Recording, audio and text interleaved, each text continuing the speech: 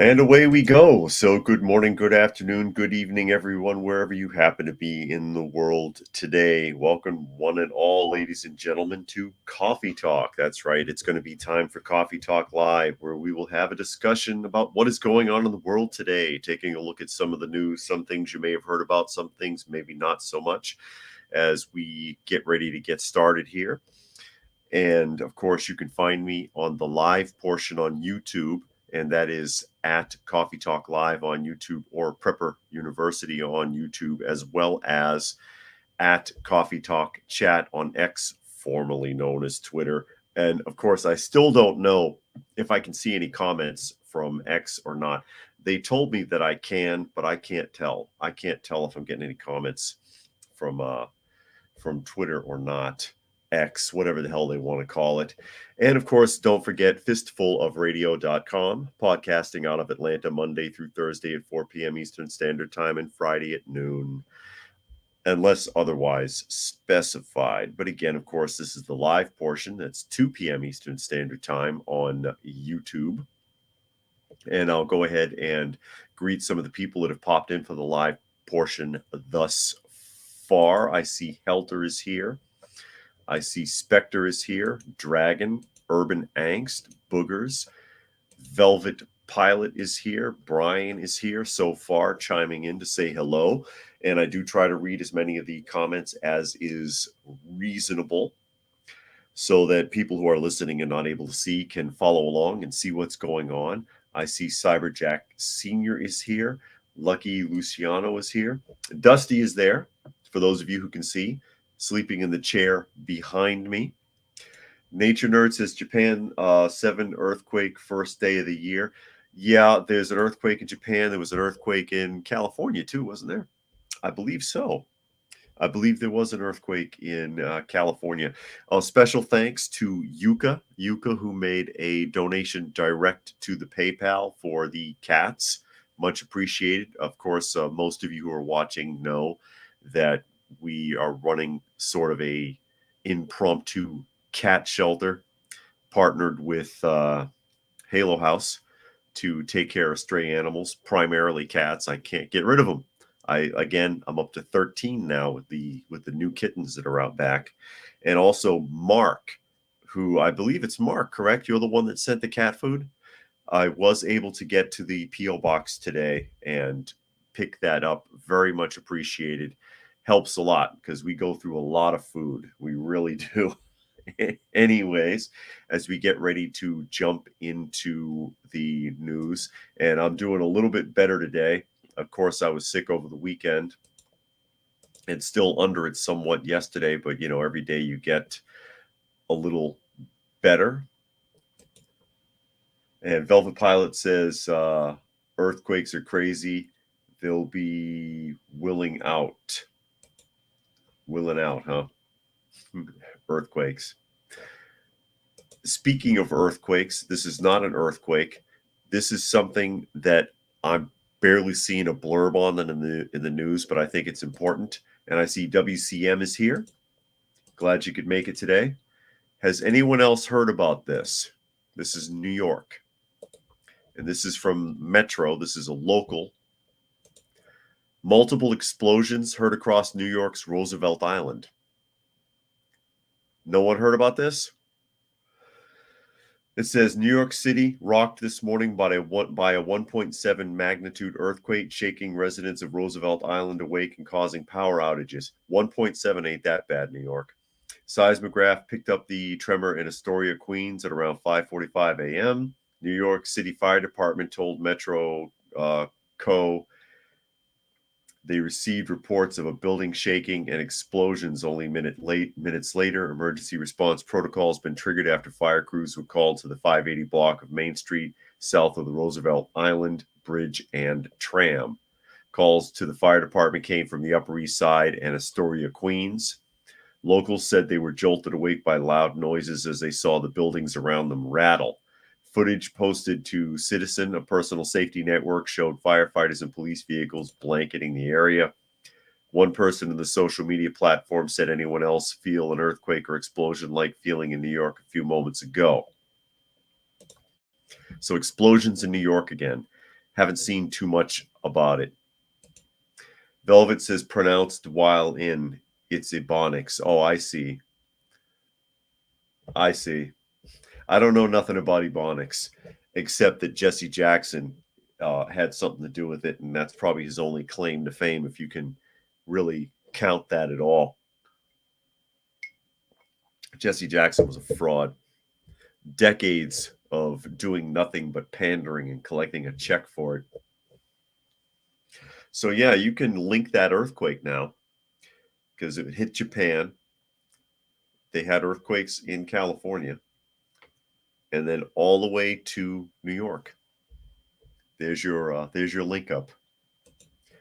And New York, even though it was 1.7, apparently had a lot of explosions as a result. Loud bangs heard on Roosevelt Island. That's all right. Cause of explosions is unclear. Fire officials are investigating and stressed they have been unfounded causes suggested. First responders say it doesn't appear any structural integrity of the buildings was affected by the tremors. So they don't know what caused the explosions. They may or may not get back to it. They may blow it off like the explosion on the bridge, on the Rainbow Bridge that goes into Niagara, when they were like, nah, that was an accident. Don't worry about it. So that remains to be seen. Dragon says all these earthquakes lately certainly could be weapons being tested underwater. You never know. Well, that would make it a tsunami, though. Underwater explosions would make a tsunami. And Helter says, sounds like something from a movie, though, life imitating art. Well, I mean, it's nothing new. If you look at the history of the world, it's just that nowadays, with the modern internet and, social media and mainstream media and satellites and, all this other stuff, all the technology, anything happens and 10 minutes later, the whole planet knows. And plus, we record everything now. If this happened 500 years ago, nobody would know. But there's always been earthquakes. There's always been massive storms. There's always been massive volcanic eruptions. It's really nothing that new. I don't think it's that intensified recently in comparison to times in the past. But you'll get plenty of people that will try to convince you that it is because they have an agenda. I'm not discrediting that either because you never know, but you can't trust everybody who pounds their chest and tells you the end is nigh. Velvet Pilot says Governor Jesse Ventura would say it's the HARP satellite causing those earthquakes. There you go. They won't let him talk about that. They want him to talk about the chupacabra. He said that, Jesse Ventura. I saw him in an interview. And his complaint about his conspiracy theory show was, he says, I got into it. I got involved with it because I thought I was going to be talking about stuff like the Kennedy assassination and really juicy conspiracy theories. And that's kind of how it started in the first season. But the next thing, they got me looking for Bigfoot and the chupacabra and aliens and shit. It's like the show took a drastic turn in the second season and he didn't like it. All people there. He says Ebonics was a term created by the Caribbean migrants that were taking over the Los Angeles school board. Yeah, I remember. And falsely claiming their street slang English was a type of foreign language or patrios. Yeah, patrios. The slang, like when you go to Jamaica, they speak English, kinda. You know what I mean? Nature Nerd says building codes get better, so there should be less damage from earthquakes over time. You would think. And Urban says they miss 70s Harlem jive. You turkey. Jive, turkey. Anyways, this is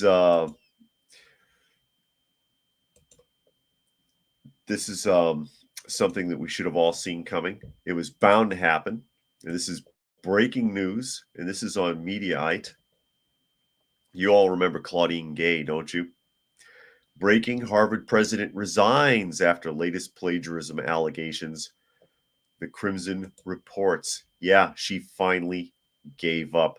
I'm sure the board of directors advised her to tend a resignation. They tried really hard to protect her, up to and including trying to rewrite their own regulations and protocols and altering the language, if you will, of what they consider plagiarism to be, because it's definitely something she should have been fired for. She should, once they discovered it, they should have forced her to step down. Letting her tend a resignation is actually, that's not satisfactory. She should have been fired. She's still entitled to compensation if she tends a resignation and they accept it. Unless there's a stipulation in the whatever contract or arrangement has been arranged, set up for the resignation, but I'm willing to bet she'll walk away with it with a nice fat pension or something. I haven't read the article yet, but I kind of figured this was going to come, because despite the fact that the board at Harvard fought tooth and nail to keep her in her position for whatever reason, God knows it's not like they can't replace her. Okay. I mean, seriously, it's not like Christ crucified here. Oh, we can't get another one. Yeah, you can find another Claudine Gay. Trust me. Too many former alumnists who are big donators to the university said, you're not getting another check. This woman's violating your rules and you're protecting her? No. And I hope that, I mean, I realize they probably pushed for her to go ahead and resign because they want to keep that money flowing. And I hope they don't get it. Because if they're willing to go that far for this, what else have they done or will they do? What else are they doing that's just as shady, just as stupid, just as underhanded? But yeah, we can go ahead and get into the article now that I've gone and already chopped it up. It says the Harvard Crimson reported Tuesday the embattled president Claudine Gay has resigned. Gay was under investigation by Harvard University, yeah, hardly, for alleged plagiarism that was first detected last fall. The report said Gay's tenure was the shortest in Harvard history. This is a breaking story and has been updated. There's really literally nothing here. And I haven't been able to find much else. That's all they're telling you, is that she's resigned, she had a short tenure, that there's still, Harvard University is investigating it, but still calling it alleged plagiarism, even though it clearly is. And they've been taking their sweet time because it's been months. It's been months since it was exposed. And since it's been exposed, more and more has been uncovered. And yet nothing is done. Nothing is done. I see Monkey is here. And Velvet Pilot said, yeah, True TV shut him down fast. I guess you're talking about Jesse Ventura. And All People says, LOL, they speak English kinda. Yeah, they do. I've been to the islands. They speak English. If you're listening real careful, you can pick the English out of it. Anyways, it ain't the King's English. Urban says she finally resigned, but don't you worry about her. She's still a tenured professor with a cushy office down the hall as usual. This is a blip in her career. Yeah. And it goes on to say thousands of Claudine Gays out there being groomed by their DEI overlords to take the position next. And Helter said she's being used as a lightning rod by the governing boards, an easy scapegoat to mask a bigger carcass rotting underneath. And that could be. That very likely could be. And there's Bingo. Glad you could make it today, Bingo. And Nature Nerd says plagiarists don't want to think and take as many shortcuts as possible. It's out of laziness, or a bad speechwriter is the lazy one. Yeah, and if you get a bad speechwriter, then you're not writing your material anyways. Dragon says her departure will undoubtedly include some kind of nonsensical, dire warning against the forces that brought her BS into the light, and the repeated flashing of her victim card for all to see. I'm sure it will. And Merv said, did she get a job at IBM? I'm not sure about that. I haven't heard anything else. And all people thinks it's funny that I said it ain't the King's English. Most accurate quote ever. Yeah, I know.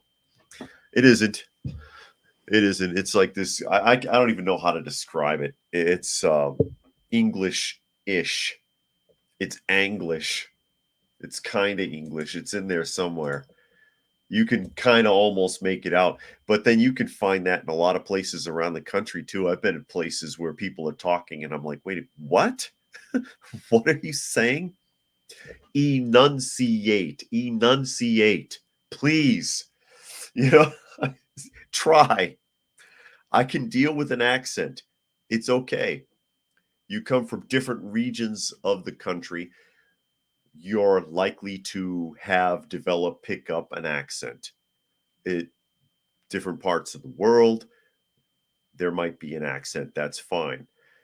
When you start slanging it and you start trashing it and dragging it down, and it's just talking like you have a mouthful of shit, I've got no respect for that. It's frustrating. It's like, please try. You can do better. I'm sorry.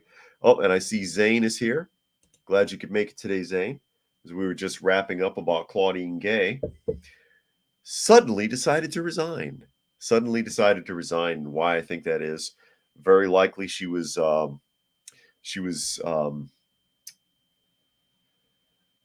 coerced into resigning with some type of contractual agreement by which she'll maintain her tenure and get a nice fat check in the deal. Yeah, there you go, Urban. The rain in Spain falls mainly on the plain, they say. Rain in Spain falls mainly on the plain. She sells seashells. Or as Chevy Chase used to say, toy boat, toy boat, toy boat. Every time he flubbed when he was doing the nightly news on SNL originally.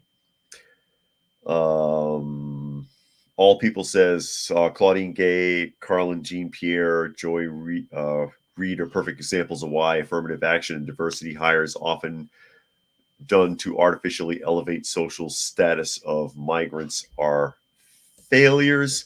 And Nature Nerd says, how many other times did she plagiarize in the past and not get caught? This habit doesn't happen overnight. No.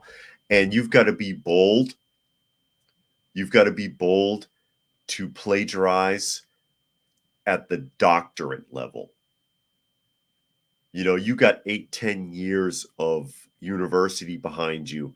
You don't just decide to plagiarize a paper. Oh, I don't know how to do it anymore. I better, I think I'm going to cheat on this one. You got to build. You got to build up to that. It takes some time. And with that, we'll get away from Claudine Gay for a while. I want to see how much her check's going to be when she walks away. I want to know how much they're going to have to pay her. You know what it makes me think of? Nicolas Cage in Lord of War, where he was like, let me explain to you what's about to happen.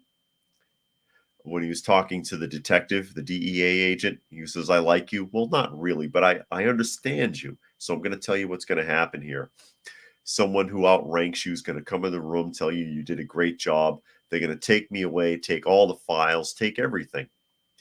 And they're going to lead me away, let me go, and give me a briefcase full of money because I expect to be paid for my inconvenience when I walk away. That's what it is. Where's my fat check? And Urban says fake oppression, fake essays, fake marks, fake degrees, universities looking dumber and dumber. And it's a waste of time for a lot of people. Speaking of a waste of time, there's some personal news. Personal news today. I got a letter, and this is from Ascendium. Ascendium? Ascendium. Okay. Let me cover up the account number. I should probably cover the account number, but the rest of it doesn't matter. Ascendium. And Ascendium is from the Student Loan Corporation, which I have not heard from them in for a dog's age. Okay, I don't remember the last time the student loans even bothered with me.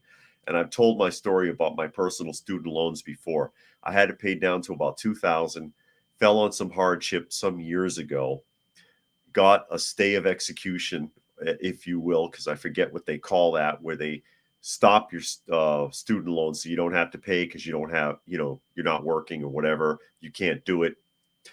But they stopped it, but then reactivated it and charged me fees and penalties without ever discussing anything with me. And I was like, well, I'm not paying that now because you turned $2,000 that was supposed to be locked into more than $9,000. You can keep it. I'm not paying that. You're crazy. So they send me this letter. It says, for a limited time, you can easily get out of default. Your federal student loans guaranteed by Ascendium Education Solutions Incorporated are currently in default. However, you can get your loans out of default through the U.S. Department of Education's temporary program, Fresh Start. I don't want a fresh start. I want you to put it back to $2,000 where it was supposed to be frozen, where you guaranteed me you'd leave me alone until I could pay it again, and then sold my student loans to somebody and screwed me over. I'm not paying that. And it says, put your loans back in good standing. I don't care. Remove the record of default from your credit report. I don't care. Have access to federal student aid again. Won't happen. And they give me instructions. Where's this debt relief I'm supposed to get from dear old, sweet old, lovable old, reliable old, honest old, huggable old Uncle Joe, who said he was going to take over and pay my student loans? It ain't happened. I guess I'm not in with the in crowd. I got to start all over again. And they want me to call them. I'm not calling them. If I call them and they say a dime higher than 2,000, that phone call is over. And then, of course, they warn me here that, where is it? Where is it? They, okay. If you don't sign up for Fresh Start before the program ends, which it probably never will, you will stay in default. No, please, not that. Any conditions on your loan can restart. Yeah, they already have. That's the problem. This means your wages, tax refunds, or other government payments could be taken to repay your loans. They won't be because the government's already taking them. Good luck. Get in line. Get in line. Wait your turn like everybody else. Anyway, that's my personal news for the day. Velvet Pilot says Ascendium sounds like the evil villains in a James Bond film or Call of Duty Modern Warfare game. Yeah. Welcome to Ascendium.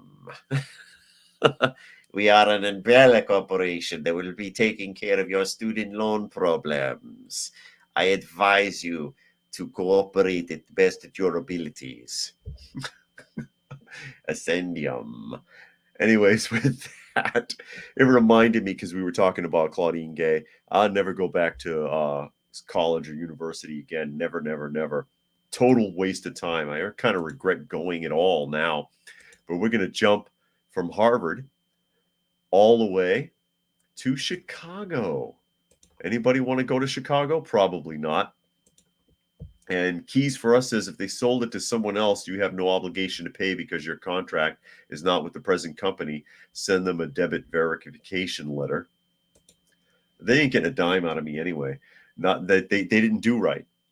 Urban says the name Ascendium immediately makes me think of a biblical Revelations ascendance cult in the desert or something. And Velvet Pilot says, supposed to good villains. Yeah, there you go. And Damien is here. Glad you could join us. And WCM says deferment. Yes, deferment. We have to defer your student loans. You must cooperate. What are they going to do? Show up and waterboard me? Anyways, State of the Union. Chicago. Oh, God, this guy. Oh, wow. He he looks like he should be in a Tyler Perry play. Oh, I can't stand it. I can't stand it. It's the Black Ed Grimley. Anyways, State of the Union. Chicago mayor on increase in most violent crime. He has a solution for the violent crime in Illinois because it's out of control. What's his answer? Reparations. That'll help. There you go. Reparations is going to do it. Keys for us says that goes with any collections. Okay. And Urban says that dude has got to buck that cone down. Yeah, there you go. There you go. I'm the mayor of Chicago, I must say. I'm going to help crime with reparations. The devil, you say? Chicago Mayor Brandon Johnson discussed the city's crime rates on CNN this morning, noting that while homicides and shootings have decreased, that's only because it's cold out. It always goes down in the winter. Other forms of violent crime have increased. He emphasized the need for government support, more money. Excuse me, he's begging for more money. He wants government support and outlined investments in adding root causes of violence, including funds for homelessness, violence prevention, youth employment, re-entry programs for the incarcerated, and restoration and reparations. How are you going to give jobs? Hold on. Let me stop you right here because this catches my eye. Funds for homelessness. You're not spending it right anyways. You never have. Violence prevention. Whatever you've been doing, it doesn't work. Why fund it further? Youth employment. You don't have jobs for adults. You're not going to have any jobs for teenagers. Re-entry programs for the incarcerated. Revolving doors. And restoration and reparations. Wasting taxpayer dollars. The mayor highlighted investments in reopening mental health clinics and addressing the impact of past policies on violence. Excuse me. He stressed the importance of these investments by building a better, stronger, and safer Chicago. I do want to ask about crime in Chicago. Just pouring through the latest data from the Chicago Police Department, I must say. The murder rate is down from 2022, but all other forms of violent crime, Mr. Mayor, are up from a year ago. About 17% overall. Are Chicagoans going to be safer in 2024? No, they're not. Well, what I've built within these last 7 months in order for us to have a better, stronger, and safer Chicago, it really requires the full force of government, Johnson said. There you go. He wants a communist society. And if you're what? And as you've indicated, homicides are down, shootings are down, but what we've experienced in the city of Chicago, cities all over the country are experiencing. What are they experiencing? And I've just released my full-out community safety plan that not only gets at the root causes of violence in the city of Chicago, but we're making critical investments. Those investments look like what I've presented in my last budget, $250 million to address homelessness, $100 million for violence prevention. Wow. You're going to waste that money on committees. We added $80 million more to our youth employment program, of which we hired 2,500 young people just this summer. To do what? That's a 20% increase from the previous year. What were they hired to do? I'm going to hire 4,000 additional young people this summer. We have stood up an entire office dedicated to re-entry, so individuals who are returning to our communities who have been incarcerated because of failed policies will have a welcoming space for them. Excuse me. I've added $500,000 for restoration and reparations to address, again, the cycle of violence, which looks like school closings, the closings of mental health facilities, in which I've invested in now. What does school closings and mental health facilities have to do with reparations? And how come I don't think I didn't notice that the smallest dollar amount is going towards that particular project? It's only $500,000, $500,000 in comparison to 100 million here and 80 million there on everything else. This gets 500,000. We're going to open up 2 mental health clinics that were closed from 2 previous administrations ago. And so in order for us to build a better, stronger, safer Chicago, it requires investments, and that's what the budget has done. Reparations, though, you know what it makes me think of? And I read this story a few months ago, and it really pissed me off. Let me catch up a couple of comments here really, really quickly. Urban says the dude has got to buck that cone down. Velvet Pilot said some say affirmative action higher. Dragon says by saying that, doling out reparations to people descended from black slaves will solve crime. He is indirectly saying that black people are the cause of the major spike in crime in Chicago. He won't admit that. Nature Nerd says criminals should be the ones to pay reparations to their victims. That's biblical. That's why no one will do it. But instead, the government is giving reparations to thieves, gangs, and criminals. Yeah, you see, again, that's a biblical tenet that someone does something against you, they have to do something for you to make up for it. That's how they repent. I stole your sheep, I owe you 2. And if I can't give you 2, I need to find a way to pay you back the equivalent of 2 sheep. But that's not how the modern justice system works. I steal your sheep, then I go do community service for the city. What do you get? A hole where a sheep used to be. Or I sit in jail. What's worse? I sit in jail for taking your sheep. And what do you get? A hole where your sheep was and a hole in your pocket where your taxes were paying for me to sit in jail. See, that's why modern justice doesn't work. Merv says they all love helping people until it comes out of their welfare check. Urban says, so Chicago's mayor's solutions list includes everything but more money to the police, but no worries. Once all the cops are illegal migrants, they'll get plenty of funding then. Helter says he knows it won't help solve the problems. It's a temporary fix, but it's a great way to pander. Yeah, it looks good on paper. That's all he cares about. Why don't we call reparations for what it really is? Extortion. Well, it's trying to pander. It reminds me, as I was getting to, of the story that I read about Chicago and the reparations a couple of months back, and the one guy that they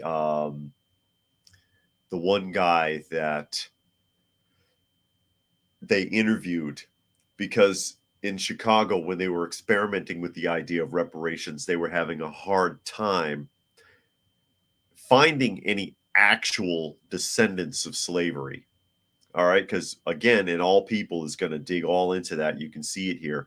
Most of the people that are in the United States of color, if you will, are not actually slave descendants.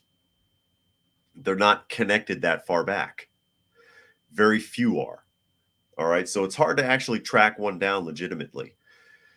Secondly, they came up with the idea that, oh, well, we'll pick people that were discriminated against instead. Well, you know, Chicago was not Illinois, rather, not exactly a Jim Crow state here. You know, you're not telling me that you went through what, say, a black family might have experienced in 1912 in Mississippi versus Illinois or Michigan or whatever. You see what I'm saying?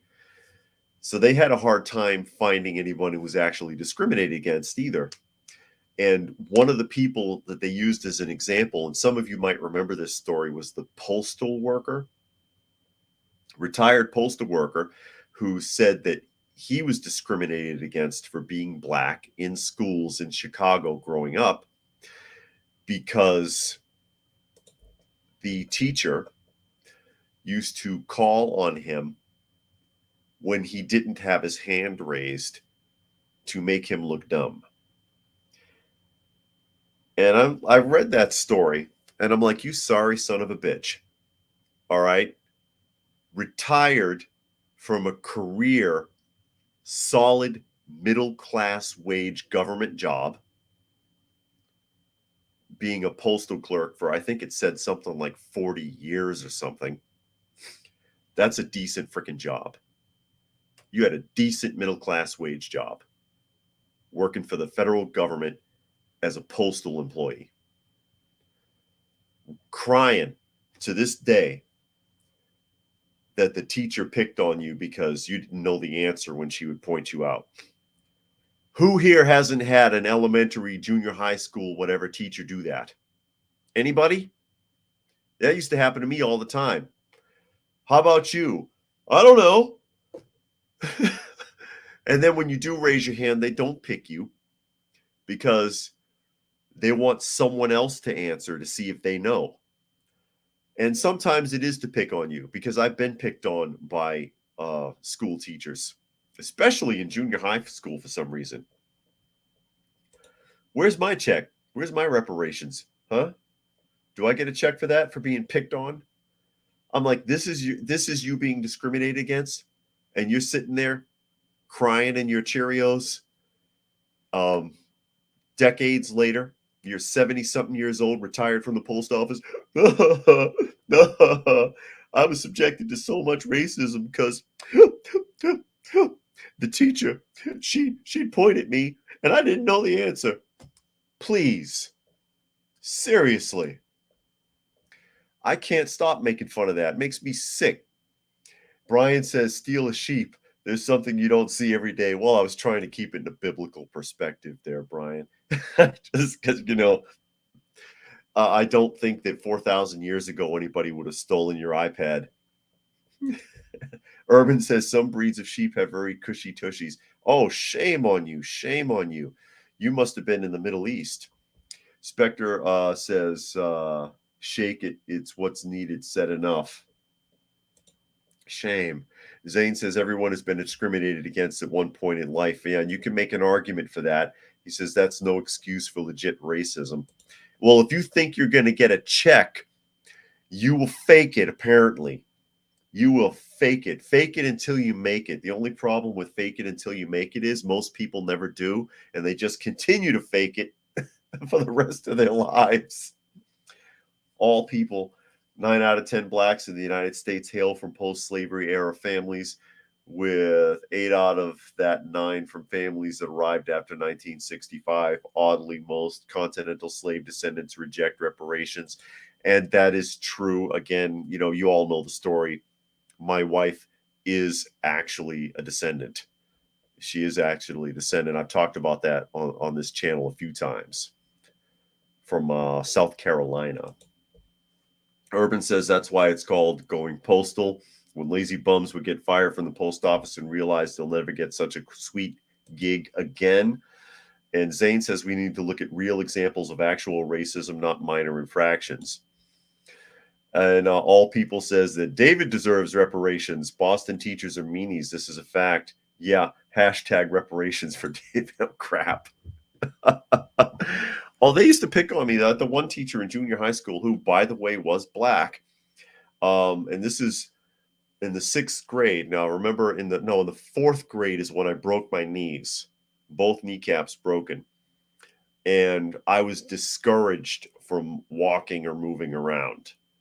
Okay. I figured out later on that this was not working, but I was discouraged from walking or moving around because my knees were bad now because they were broken. And I started gaining weight. So I was a little heavy in 6th grade. I wasn't that big. I wasn't so big, though, that the teacher needed to call me whale and blubber and everything else. She used to just lean on me for some reason. I mean, I know I was probably a pain in the ass, but wow. And Nature Nerd says the French, Spanish, and Portuguese had way more slavery than America ever did. And Velvet Pilot says if we're going to be that metric, then you have more claim to those reparations than most black people today. Yeah, I see your argument. Semper Fi is here. Glad you could make it. Glad you could make it today. Zane says, I see a lot of people faking mental illness to get on welfare. I've seen people, military-wise, fake PTSD. Excuse me, had a dyslexic moment. PTSD for a check. It's easy to get 100% if you can pull that PTSD. It's a shame. That's why they scrutinize everyone else so hard. I wish people in the military wouldn't do that. Spectre says, etch a sketch, the old toy with the two knobs. You draw, then shake it and start over. Correct. And Zane says the most common one that I see being faked is anxiety. Yeah, anxiety disorder. I have anxiety too. I feel like that the government's out to get me. Funny thing is, though, that they are. Spectre says clarification from the other comment. No problem, Spectre. Urban says the Ottoman Empire was one of the most brutal colonial slavers, and I think the longest running empire too. Interesting indeed. But as we kick around here, we're going to go a little bit more upstate from Illinois. This is important. We've talked about this a bunch in recent weeks. And this is another one from State of the Union. We've got a few of those today. It says Blue State's electric transit system fails in colder temperatures. Really? Look at this. Let's push the bus. I love it. Merv says IBM has a strong DEI policy, whereas the civil rights attorneys, I don't know. There's no money in it. Zane says European Ottoman slavery was not as race-based as American slavery. That's why more people lean towards hating on American for it more. Well, in America, though, they play us off each other with that narrative, though. They use it as a control measure, as a stopgap to create division by having people be constantly reminded about it. And that's why it's such a big deal in the United States. If they're going to keep beating you over the head for it and constantly telling one group that you deserve compensation, even though they had no part in it, they weren't part of it, they're not connected to it, whatever, then that's really the true problem. That's really the true problem, is the deliberate division that's created by our government, by the media, to divide the people, to split us up. So here we go. We're in Minnesota. That's in Minnesota, them pushing the electric bus. Several cities in Minnesota, including Duluth and the twin cities of Minneapolis and St. Paul, are facing challenges in transitioning their public transit system to zero-emission electric buses due to the operational difficulties in sub-zero temperatures, which significantly reduce the bus's range. You think the efficiency of lithium-ion batteries decreases in cold weather, impacting the bus's ability to hold a charge and provide adequate warmth for passengers during winter. All things that they knew before they bought the damn things. Other factors, such as increased rolling resistance and less effective regenerative braking systems in cold temperatures, also affect the bus's performance. Metro Transit spokesperson Drew Kerr said, using garage charges alone, electric buses can remain in service for 70 to 75 miles before needing to return to the garage. With en route chargers, electric buses were scheduled to be in service for up to 90 miles before returning to the garage. That's not enough for downtown route driving. Duluth spokesperson David Clark said they would fail if they would not perform. They would experience malfunctioning glitches. They were extremely problematic right out of the gate. Technical and vendor-related issues have further hindered the transition, but the cities remain committed to their approach, offering lessons for other regions considering similar transitions. Here's your lesson. Don't freaking do it. It doesn't work. So I wonder if they're going to have to warehouse these buses and go back to diesel. because that's what happened. Again, mentioned it several times in the last few weeks with New York and their electric snow plows. The damn things don't work. So they had to lock them up. These electric buses, anything electric in that size range is going to cost three times the price of their diesel counterpart.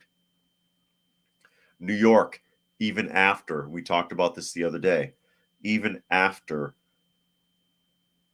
putting away the electric snow plows for failure, is spending $20 billion on electric school buses.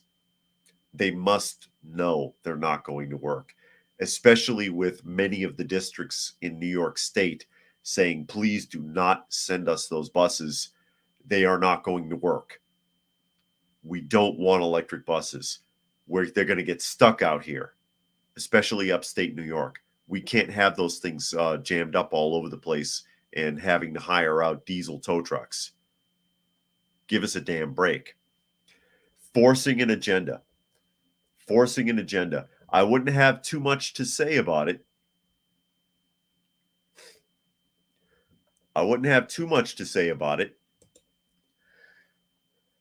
If the damn things worked. But they don't.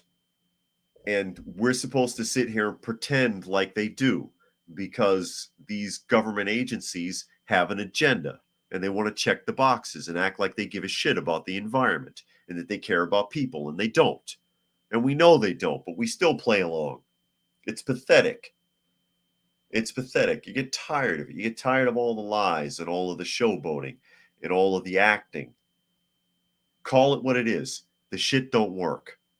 It doesn't work. It never did. When you have a viable alternative, let's talk. And if electric anything did work, government would do it first. Show me an electric tank. Show me an electric F-16. Where are they? Show me an electric space shuttle. There aren't any. You know why? Because they don't work. It doesn't work. I mean, seriously.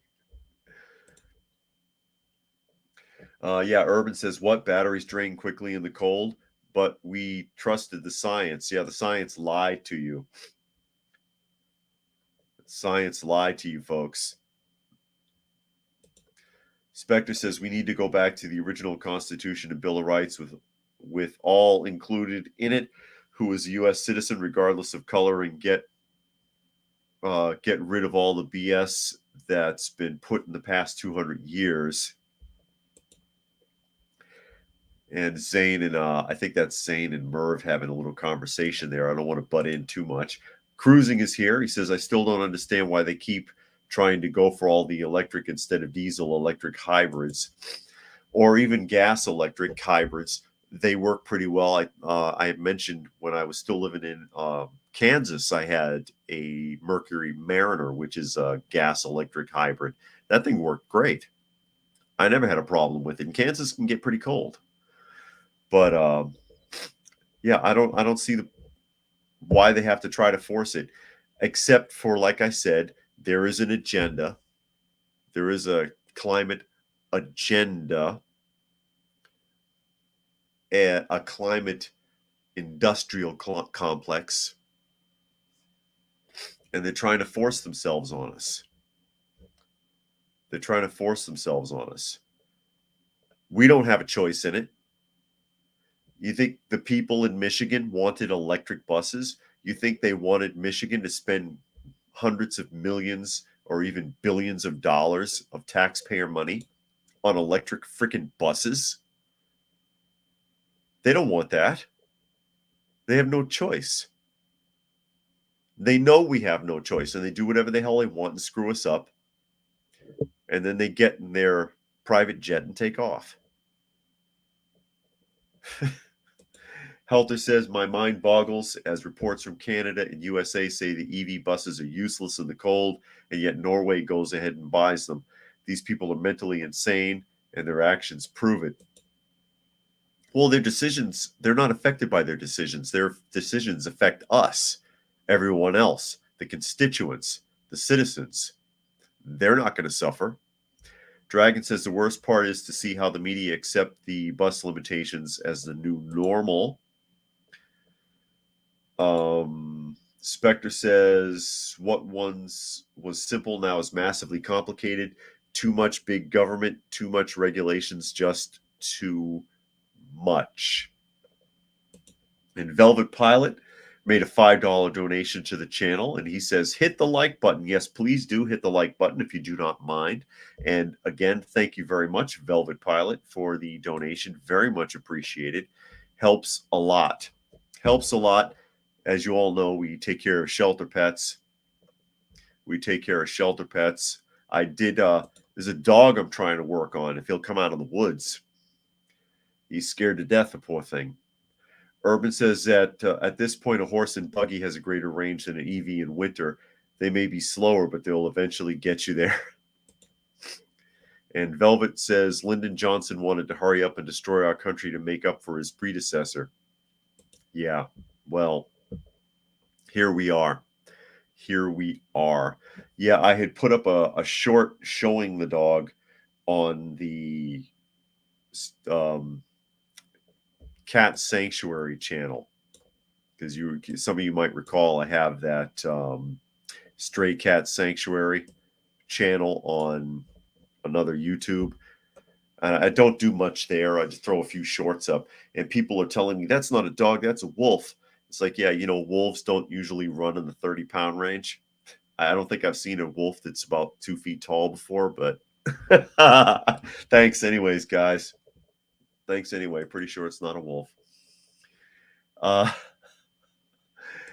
This is we'll jump from Michigan over to California here, and one more from Merv. He says the Green New Deal is put a lot of children in Africa into slavery, and we're going to need a lot more diesel generators.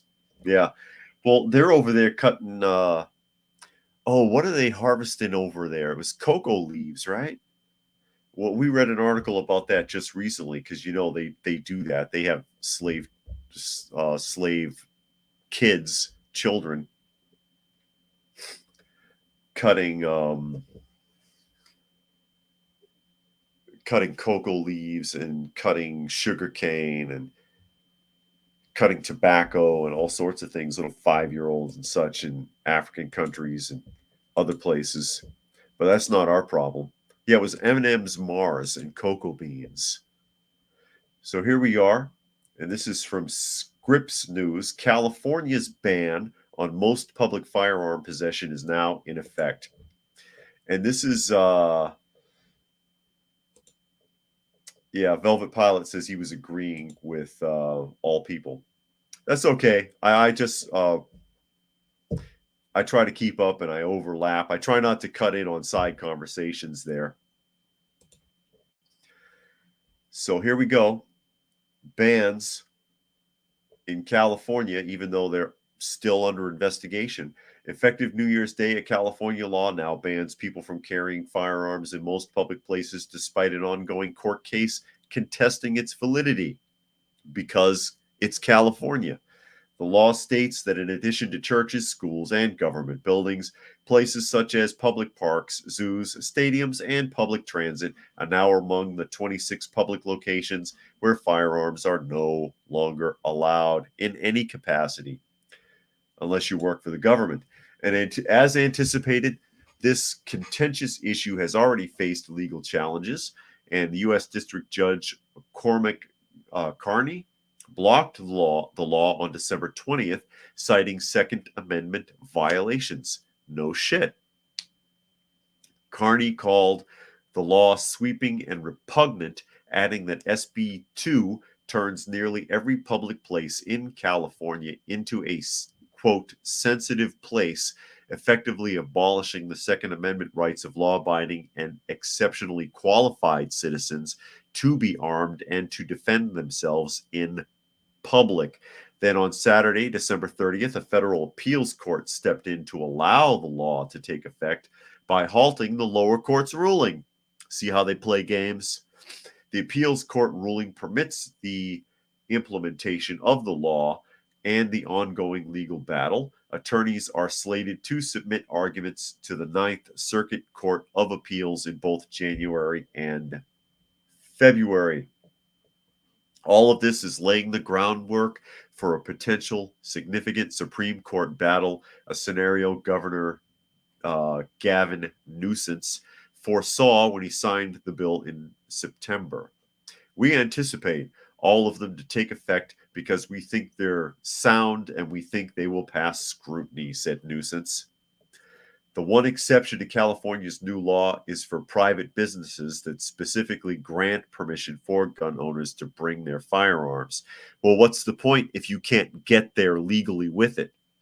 California is not alone in implementing new gun laws on New Year's Day. No kidding. You saw this one coming. Illinois, with what is arguably some of the most robust gun laws besides California's, has enacted a law signed by Pritzker that bans the sale, possession, or manufacturing of automatic weapons, which they don't have anyways. They really mean semi-automatic, because we talked about that yesterday. It's the wording. Owners of such weapons are not required to surrender or dispose of them, but they must register them with the state. If they had actual fully automatic weapons, they'd have to have very specific licensing for them, which is very expensive and which is monitored by the ATF anyways. You don't just own a fully automatic weapon in the United States. It's not that easy. What they're after is the semi-auto stuff. And that they kind of glaze over that in this article. So let me catch up a couple of things here. Nature Nerd says trains are too expensive to parallel the roads. I don't see electric trains either. Well, they do have trolleys. They do have trolleys, but trolleys usually are connected to a live rail. You need a live rail to keep them going. All people said Californians, general neutral toy aisles are now the law. Yeah, gender neutral toy aisle. I remember that. And Nature Nerd says DC wants the rest of the country to pay for their public transit so it's free for them. Urban says, can we start calling California Canada South? Yeah, they can have it. Let's just border them up to Canada. And Helter says, California, the state where criminals have more rights and protections than the average law-abiding Joe. No kidding. Zane said the best prep vehicle is an electric diesel hybrid engine with E85 gasoline fuel conversion kits and a wood gasifier built in. And then Dragon says the founders of the country warned about this kind of thing. They knew that people like Newsom would try to oppress the people by taking away their firearms. Yeah. And Semper Fi says California's new motto, the state where everyone is a felon unless we decide so. Yeah, you're a felon first. Guilty until proven innocent, which is all you are anyway. There's no such thing as innocence until proven guilty. That's a lie. That's a lie. But here you go. California passed it anyways. They pulled an okie doke at the final hour, December 30th. It's still under investigation. It'll probably end up getting thrown out, but they are not above trying to set precedents over and over and over again so that they can have their utopia on paper, which doesn't work, obviously. California is a disaster. It's a disaster, and their laws and policies are the main reason why. And it just keeps getting worse, and they just don't learn. It's a shame. I feel bad for anybody that's out there. But with that, we're almost at the top of the hour, so I'll go ahead and start wrapping things up. So again, I will remind you that this is Coffee Talk, and I am at Coffee Talk Live on YouTube as well as Prepper University, so you can find me there.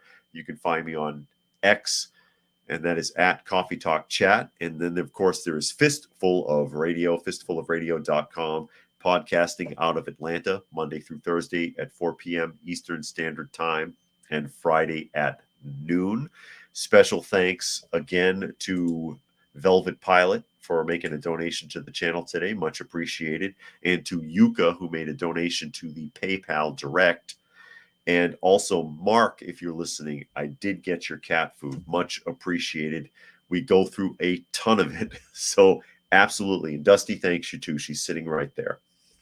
So, thanks to everybody who was able to join us here this afternoon. Hope you got something out of the conversation. I see you there, Jay Sky. And James Crespin popping in at the last second. Uh, But thanks again. Hope you got something out of the conversation, and we will catch you again tomorrow.